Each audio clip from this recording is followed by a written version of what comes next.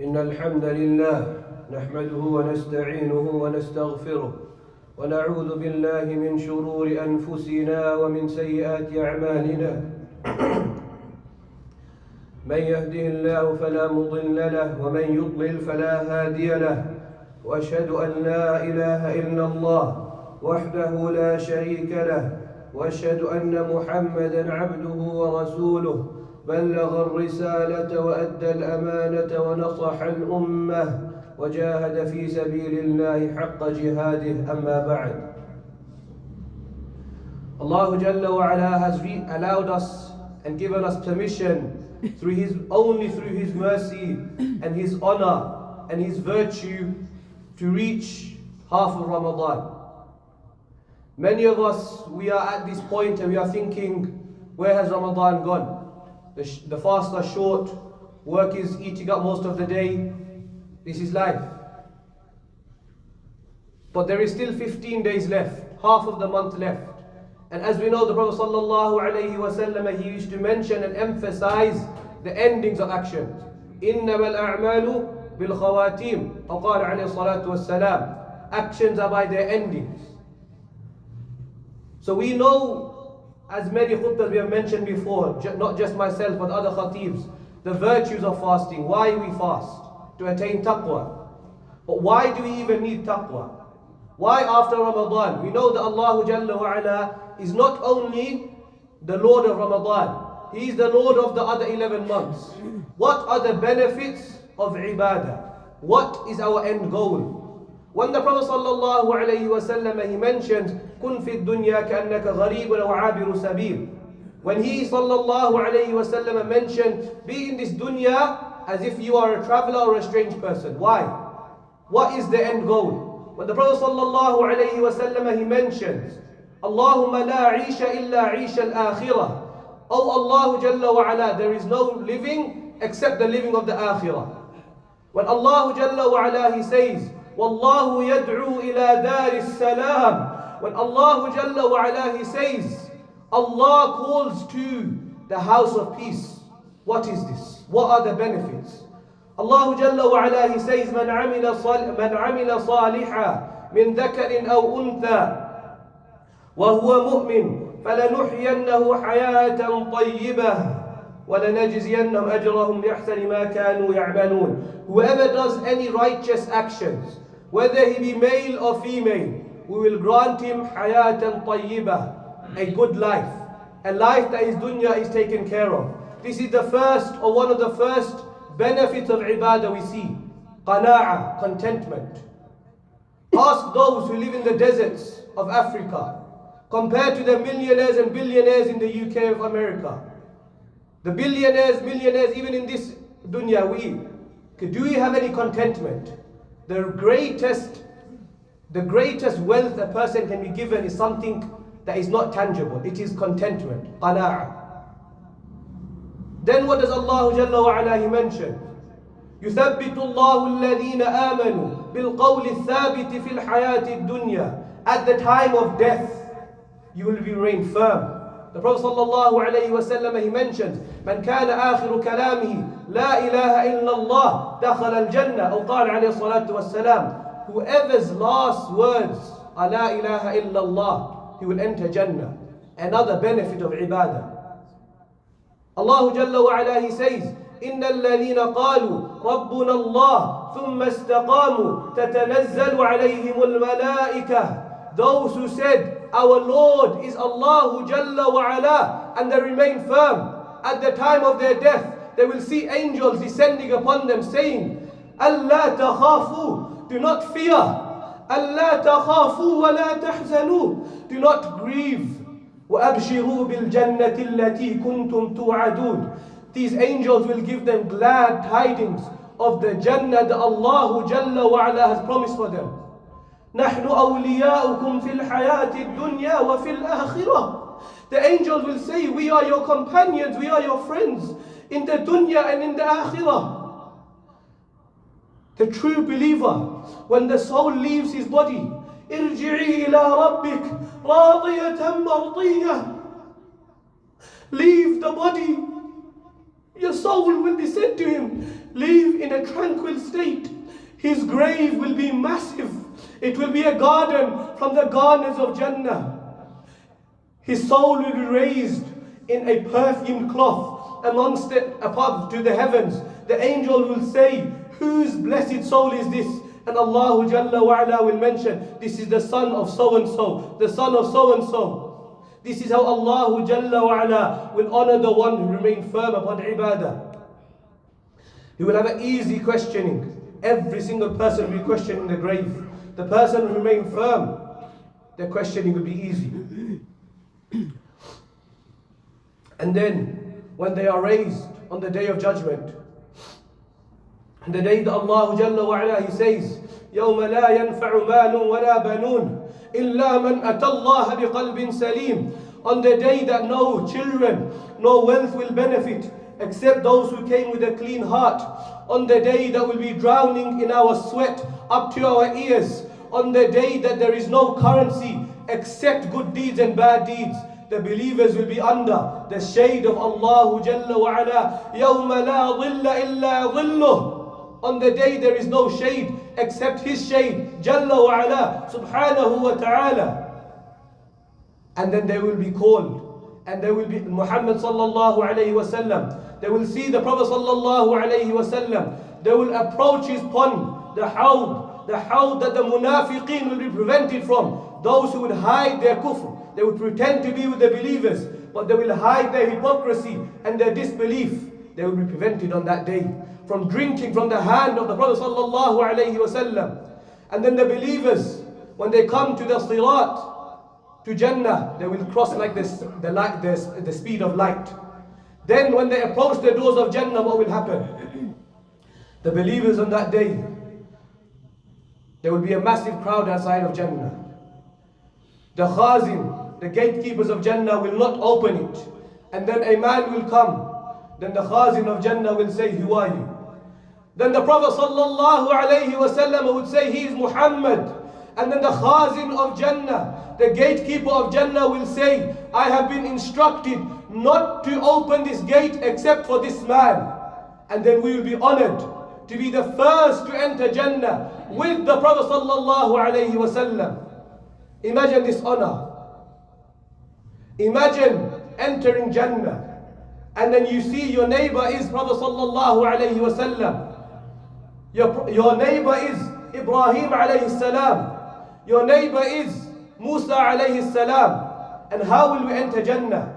وَسِيقَ الَّذِينَ اتَّقَوْا رَبَّهُمْ إِلَى الْجَنَّةِ زُمَرًا. Those who had taqwa of Allah Jalla wa Ala, the purpose of fasting, they will be driven in hordes to Jannah. وَسِيقَ الَّذِينَ اتَّقَوْا رَبَّهُمْ إِلَى الْجَنَّةِ زُمَرًا حَتَّى إِذَا جَاءُوهَا. When they approach Jannah, فُتِحَتْ أَبْوَابُهَا وَفُتِحَتْ أَبْوَابُهَا. The doors of Jannah will be opened wide for them, for those who have taqwa of Allah Jalla wa Ala. وَفُتِحَتْ أَبْوَابُهَا وَقَالَ لَهُمْ خَزَنَتُهَا. And the gatekeepers of Jannah will say, سَلَامٌ عَلَيْكُمْ طِبْتُمْ. Peace be upon you, O pure one. فَادْخُلُوهَا خَالِدِينَ. This is your eternal place. Imagine after all the trials of this dunya, when Allah Jalla wa Ala, He reunites you with your loved ones.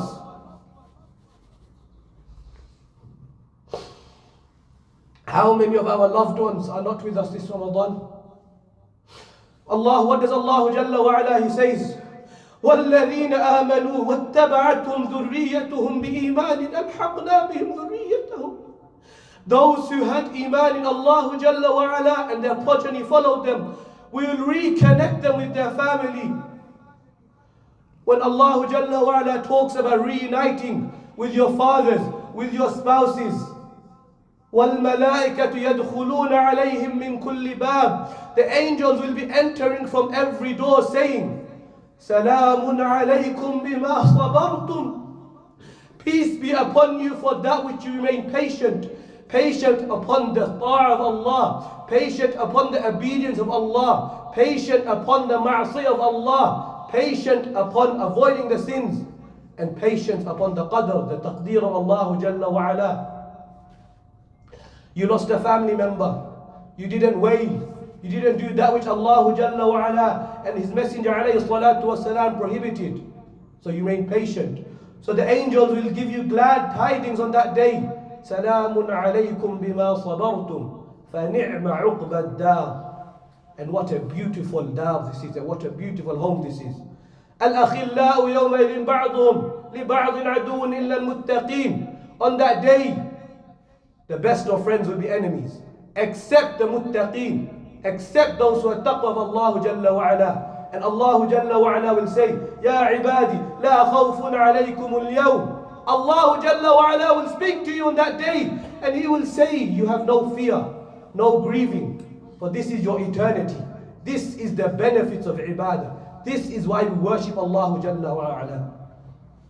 When we enter this paradise, what is this paradise? The Prophet sallallahu alayhi wa sallam, he mentioned in the hadith Qudsi, when Allah Jalla wa Ala talked about Jannah, He said, أعددت لعبادي الصالحين ما لا عين رأت ولا أذن سمعت ولا خطر على قلب بشر. Jannah is that which no eye has ever seen, no ear has ever heard the sounds of Jannah, and no person can ever even imagine Jannah. The last person to enter Jannah, the most wretched Muslim, will have more than the entire dunya and that which you can imagine it. In Jannah there is no sadness. There is nothing that can be even associated to bad. This is the true end goal. And then when we are in Jannah, what is the greatest blessing after all of this? After drinking from the hand of the Prophet sallallahu alaihi wasallam, after seeing Abu Bakr radiyallahu anhu, Umar radiyallahu anhu, after being reunited with your mother, with your father, with your grandparents, with your close friends, after seeing the Hurul 'Ain, after eating from the fruits of Jannah, you will think, what is better than this? وجوه يومئذ ناظرة إلى ربها ناظرة. On that day, faces will be shining, looking at their Lord, Allah Jalla wa Ala. This is the greatest blessing anybody can ever attain. Those who are even more pious than others, they will see Allah Jalla wa Ala more than others. Some will only see Allah Jalla wa Ala once a week. Some will see more. This is the level of taqwa you have. This is the true end goal. Entering the Jinan, entering the gardens of Jannah. When this world, 30 years, 40 years, 50 years, will be like a snap of your fingers. This is the comparison of 50 years to eternity. We cannot even comprehend our life to those in the grave. Look at those who died in Badr, those who died in Uhud, 1400 years ago. We will only live 50, 60 years. We cannot even fathom 50 years compared to 1,000 years. Now imagine eternity. Is that one sin you're going to do, is it really worth destroying that eternity? As the scholars, they mention, this dunya is but 1 hour of patience.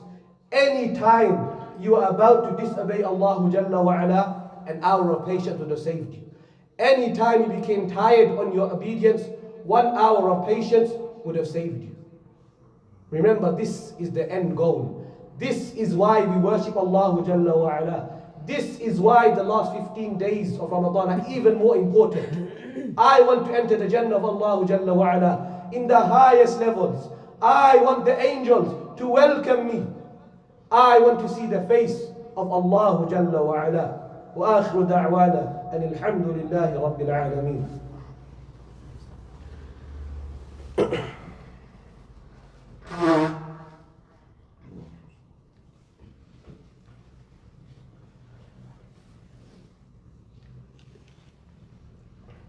الحمد لله رب العالمين والصلاة والسلام على سيد المرسلين نبينا محمد وعلى آله وصحبه أجمعين أما بعد.